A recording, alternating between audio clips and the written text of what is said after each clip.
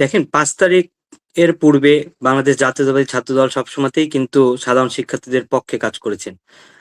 আমরা যে ক্যাম্পাসে নেতৃত্ব দেই, এই ক্যাম্পাসে দীর্ঘ সময় আমি নেতৃত্ব দিচ্ছি। এই ক্যাম্পাসে ৫ তারিখের আগে সবসময়তেই সর্বোচ্চ নির্যাতন হয়েছে বাংলাদেশ জাতীয়তাবাদী ছাত্রদল। আমি আমার ২ জন যুগ্ম আহ্বায়ক সহ আমরা অনেকবার জেল খেটেছি। আমার প্রায় কমিটির যে সকল যুগ্ম আহ্বায়ক, সদস্য, এমনকি আমার সদস্য সচিব সহ সবাই ছাত্রলীগের হাতে নির্যাতিত হয়েছে। এবং ওই সময়তে যারা ছাত্রদল করত তারা প্রায় সবাই ছাত্রলীগের কাছে নির্যাতিত হয়েছে। তারা কেউ পরীক্ষা দিতে আসতে পারেনি, ক্যাম্পাসে ঠিকমতো আসতে পারেনি। এবং আমরা যখনই কোনো প্রোগ্রাম করতে গেছি তখনই তাদের হামলার শিকার হয়েছি। কিন্তু তারপরেও কিন্তু আমরা ক্যাম্পাসে প্রকাশ্যে ছিলাম এবং আমরা প্রোগ্রাম করেছি। ৫ই আগস্টের পূর্বেও মানে ১ মাস আগেও আমরা ক্যাম্পাসে প্রোগ্রাম করেছি। বৃক্ষরোপণ সহ বিভিন্ন প্রোগ্রাম আমরা করেছি এবং ক্যাম্পাসে সবসময় আমরা চলাফেরা করেছি।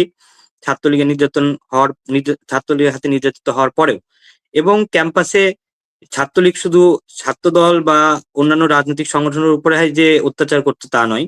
তারা সাধারণ শিক্ষার্থীদের উপরেও ব্যাপক অত্যাচার করত এবং সাধারণ শিক্ষার্থীদেরকে বিভিন্ন সময় তারা বিভিন্ন রকম হ্যারাস করত। তাদের কাছে চাঁদাবাজি করত এবং তাদেরকে সবসময় তারা বিভিন্ন রকমভাবে অত্যাচার করত। তো এইসব ছাত্রদের সবসময় পাশে ছিল বাংলাদেশ জাতীয়তাবাদী ছাত্রদল।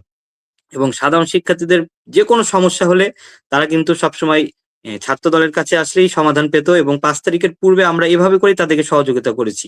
এবং ৫ তারিখ পরবর্তী সময়েও বাংলাদেশ জাতীয়তাবাদী ছাত্রদল সাধারণ শিক্ষার্থীদের জন্য কাজ করে গেছে। আমরা হয়তো বড় করে প্রোগ্রাম করে নবীনবরণ বা তাদেরকে গিফট দিয়ে স্বাগত জানাতে পারি না। কিন্তু তাদের জন্য আমরা যে সমস্যাগুলো আছে যেমন হোস্টেলে ৫ তারিখ পরবর্তী সময়ে আমরা ছাত্রদলের পক্ষ থেকে আমরা কলেজ প্রশাসনের বিরুদ্ধে অবস্থান নিয়ে আমরা আন্দোলন করে এই রাজশাহী কলেজে হোস্টেলের ভাড়া কমিয়েছি আমরা।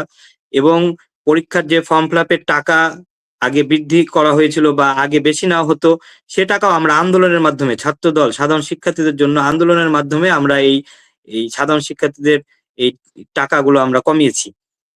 এবং আমরা যে লেজুর ভিত্তিক, আপনি যেটা বললেন যে লেজুর ভিত্তিক রাজনীতি করে কিনা, আসলে বাংলাদেশের সব দলই তো লেজুর ভিত্তিক রাজনীতি করে। যারা পূর্বে বলেছে যে এখান থেকে সাধারণ শিক্ষার্থীদের আপনারা কি বার্তা দিতে চান যে আসলে আপনার বলছি না যে আপনারা লেজুর ভিত্তিক করেন বা কতখানি করছেন, আসলে এই বিষয়টাকে আপনারা কিভাবে দেখছেন যে আসলে লেজুর ভিত্তিক করা উচিত কি উচিত না, বা সাধারণ শিক্ষার্থীরা এই বিষয়টাকে একটু নেগেটিভ ভাবে দেখে যে লেজুর ভিত্তিক রাজনীতি ছাত্র সংগঠন এবং ক্যাম্পাসে থাকে, তো এই বিষয়টাকে আপনি আর কি কিভাবে দেখছেন?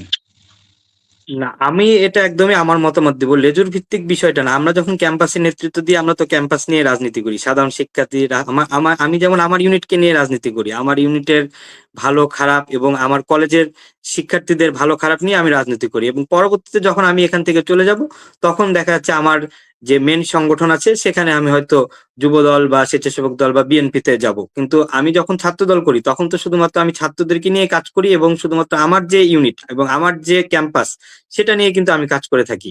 এবং লেজুর ভিত্তিক রাজনীতি কিন্তু সব দলই করে। আপনারা দেখবেন যে যারা লেজুর ভিত্তিক করে না বলেছে বিগত সময়, তারাও কিন্তু দেখবেন এখন যেহেতু এখন ভোটের সময় আমরা দেখতে পাচ্ছি যে তারাও কিন্তু তাদের বিভিন্ন মহাসমাবেশ বা বিভিন্ন প্রোগ্রামে কিন্তু তারা যে রাজনৈতিক বক্তব্য দিচ্ছেন।